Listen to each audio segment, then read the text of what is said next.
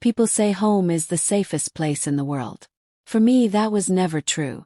Everything that destroyed my life happened inside my own house. My name is Emily Carter, and this is my story. Before I continue, I want you to do one thing. If you have ever felt unsafe in your own home, please like this video and leave a comment. You are not alone. I was born in a small town in the southern United States. Everyone knew everyone. Secrets didn't last long, except the darkest ones. My father, George Carter, was a respected man in the community. Hardworking, strict, and terrifying behind closed doors. My mother, Linda Carter, was quiet and broken. She rarely spoke unless spoken to. And then there was my older brother, Daniel Carter. Everyone loved him. Teachers praised him. Neighbors trusted him. My father worshipped him. No one ever suspected that he would become the reason my childhood died. I was only a little girl. When I first realized something was wrong, Daniel would stare at me for too long. His touches didn't feel like a brother's touch, and his smile made my stomach twist in fear.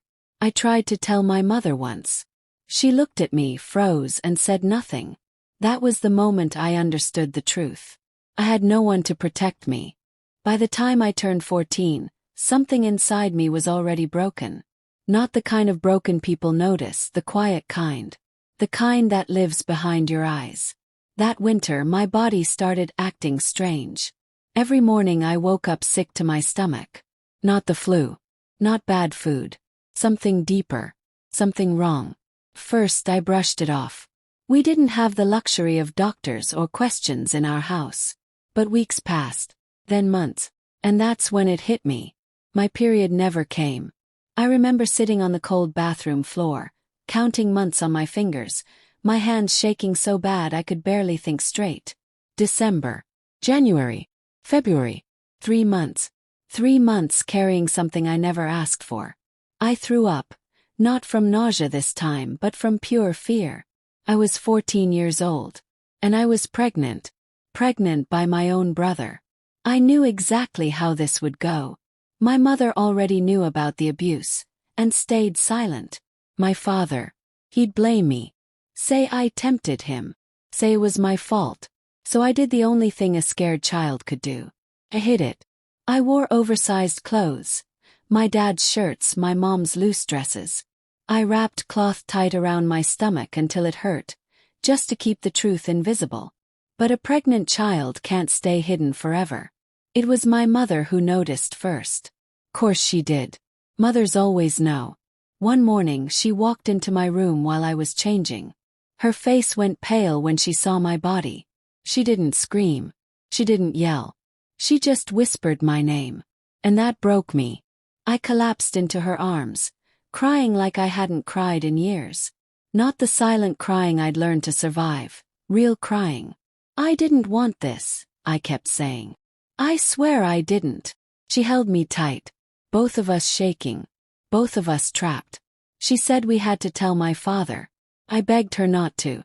We both knew what kind of man he was. So we waited. She started secretly helping me. Saving food, making herbal teas, rubbing oil on my belly at night so my skin wouldn't tear too badly. Meanwhile, my brother kept coming into my room. And the worst part. He didn't even notice I was pregnant. That's how blind monsters can be. By spring, hiding became impossible. I wore shawls even in the burning Tennessee heat. School I lied, said I had back problems. Teachers either believed me or chose not to see. By then, fear had become my full-time job. And the real nightmare. It hadn't even started yet. By the time my belly started showing for real, the house felt smaller. Like the walls were closing in on me. Every day I woke up scared. Scared my father would notice. Scared someone would talk. Scared the truth would explode. And then one night, did. It was late May. My father came home drunk, worse than usual. The smell of whiskey filled the house before his voice did. He started yelling at my mother. Cold dinner. Broken plates. The dog kicked across the room. My brother tried to calm him down. The golden son always did. But this time even he failed. Where's that girl? my father shouted.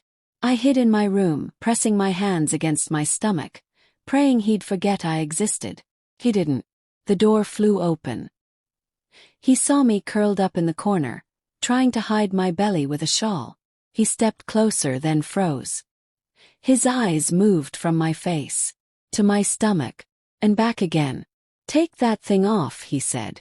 My hands were shaking as I removed the shawl. There it was. 5 months pregnant. Impossible to deny. The silence that followed was worse than screaming. Whose is it? He asked. I opened my mouth. No sound came out. Whose child is that? My mother tried to step in. He slapped her without even looking. That's when my brother walked in. He understood everything instantly. Eyes met. For 1 second, I thought maybe he'd be scared. Maybe guilty. Instead, he was angry. Before I could speak, he did. I know who it is, he said calmly. I saw her with that kid from the gas station. Mike. Lie. Complete lie. But my father believed him instantly. He exploded, grabbed his jacket, stormed out, swearing he'd kill that boy. My brother followed, not to stop him, but to make sure the lie stuck. I was left behind with my mother. She looked at me and whispered, "Why didn't you tell the truth?" I was too tired to cry anymore. Would he have believed me? Yes. She didn't answer, because we both knew the truth. What happened next destroyed everything. My father spread the story all over town, that the gas station boy had ruined his daughter. Within weeks, that boy's family left town, ran away from shame they didn't deserve. An innocent boy paid for my brother's crime. And me. I became the family's disgrace. My father wouldn't look at me anymore. My mother helped me in silence. And my brother, he became the hero. The good son who tried to protect the family's honor. At night, he still came into my room sometimes. Less often now. Because, as he liked to remind me, I'm damaged goods. And every time he left, he whispered the same thing in my ear. That baby is mine. Don't forget it. By summer I stopped going to school. My father said I wasn't worth the embarrassment. I was locked inside the house. A prisoner. Carrying another prison inside me. And I knew one thing for sure. If I didn't find a way out soon, this story would end with me. By the time I was close to 7 months pregnant, my father decided I was no longer his daughter. Just a problem. An embarrassment. Something he needed to get rid of. One morning, he stood in the doorway and said it like he was talking about trash. "You're leaving." Asked where. "I don't care," he snapped. "Just get out of my house." My mother cried. Begged him. Got on her knees. He kicked her aside. "You raised a whore," he said. "And now she can deal with her own mess." He threw a small bag at me. Some old clothes. Nothing else. No money. No food. No plan. Just the street. I was 14 years old. Pregnant. And homeless. My brother stood there watching. Silent. As I passed him, he leaned close and whispered, "Don't mess this up. If you talk, I'll say you wanted it." That was the last thing he ever said to me. I walked for hours. My feet hurt. My back burned. My stomach felt tight and heavy. Every step felt like goodbye. By evening I collapsed near a bus stop. I couldn't stop shaking. That's when a woman noticed me. She was older, late 40s maybe. Well dressed. Kind eyes. She asked if I was okay. I tried to answer. Nothing came out but tears. She bought me food. Water. Sat with me like I mattered. Her name was Margaret Hill. She didn't ask too many questions. Just the important ones. When she realized I was pregnant and alone, something in her changed. She took me to her house. Gave me a bed. Clean clothes. Locked door. That night, for the first time in years, I slept without fear. Margaret didn't save me all at once. She saved me slowly. She helped me hide. Helped me rest. Helped me plan. She said, "You can't go back. And you can't stay here forever either." She helped me get a bus ticket. Gave me money. And wrote an address on a piece of paper. Washington, D.C., she said. Start over. Don't look back. When I left, she hugged me tight. You survive, she whispered. That's how you win. The bus ride to Washington, D.C. felt endless. Every bump in the road sent pain through my back. Every mile took me farther from the house that broke me, and closer to a future I didn't know how to face. I kept one hand on my stomach the whole time. Hang on, I whispered. We're almost there.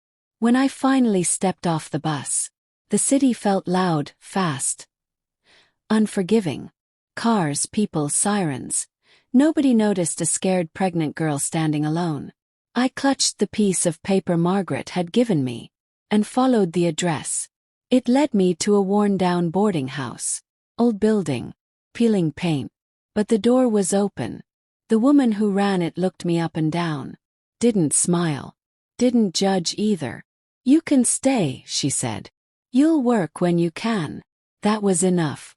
Cleaned rooms, washed dishes, did whatever my body would allow. Some nights I cried myself to sleep, terrified the baby would come too soon. Terrified I'd fail him the same way everyone failed me. The labor started late one night. No warning. Just pain crashing into me like a wave. They rushed me to the hospital. Bright lights, cold sheets, strangers telling me to push. I screamed, cried, thought I was dying. And then, I heard a cry that wasn't mine. They placed him on my chest. Small, warm, real. My son. I named him Noah. For the first time in my life, I felt something stronger than fear. Love. Pure. Protective. Unbreakable. I swore right there. No matter how hard life got, no matter what it cost me, no one would ever hurt him. Not my father. Not my brother. Not this world. When I left the hospital, had nothing. No family. No past. No safety net. Just a baby. And a promise. But for the first time, that was enough. I wasn't just surviving anymore. I was fighting back. Life didn't magically get better after Noah was born. Just got louder. Sleepless nights. Constant crying. My body still healing while my mind stayed broken. I worked during the day. And barely slept at night. The boarding house owner wasn't kind. But she was fair. You work, you stay, she said. That's it. So I worked. I scrubbed floors with one hand, while holding Noah with the other. I learned how to function on 2 hours of sleep. And zero hope. Some days I wanted to give up. I'd stare at the ceiling wondering if I was strong enough to keep going. But then Noah would look at me, those tiny fingers grabbing mine. And I knew I didn't get the option to quit. When Noah turned 6 months old, I found a job at a small diner. Minimum wage. Long hours. Burned hands. Sore feet. But it was mine. Customers didn't know my past. Didn't know my scars. They just saw a quiet young waitress, trying to make a living. For the first time, I wasn't someone's secret. I wasn't someone's shame. I was just Emily. Healing didn't come all at once. Some nights memories came back hard. I'd wake up shaking, heart racing, hands searching for Noah's crib, just to remind myself I was safe. I started writing things down. Everything I'd never been allowed to say. Not to share. Not yet. Just to survive. Slowly I stopped feeling broken. Still hurt but not destroyed.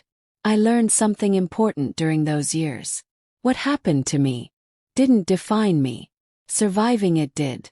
By the time Noah started walking, I had my own tiny apartment.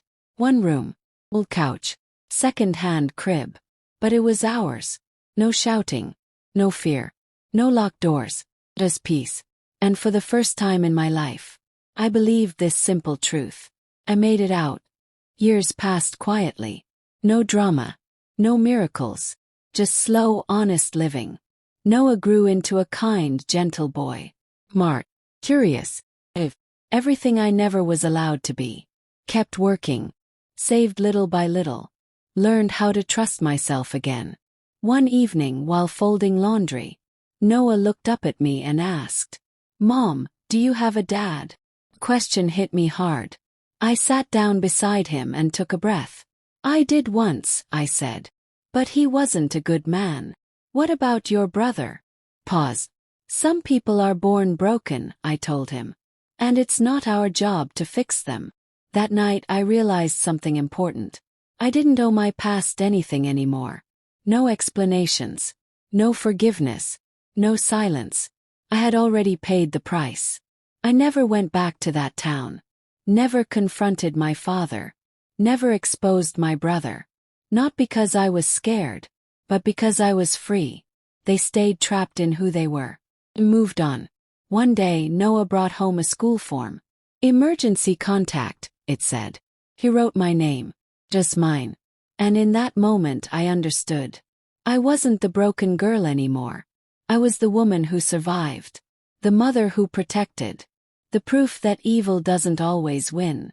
If you're listening to this, and living in silence like I once did, hear me clearly. You are not weak. You are not dirty. You are not to blame. Survival is strength. And freedom is real. This is my story. And it ends here. With peace.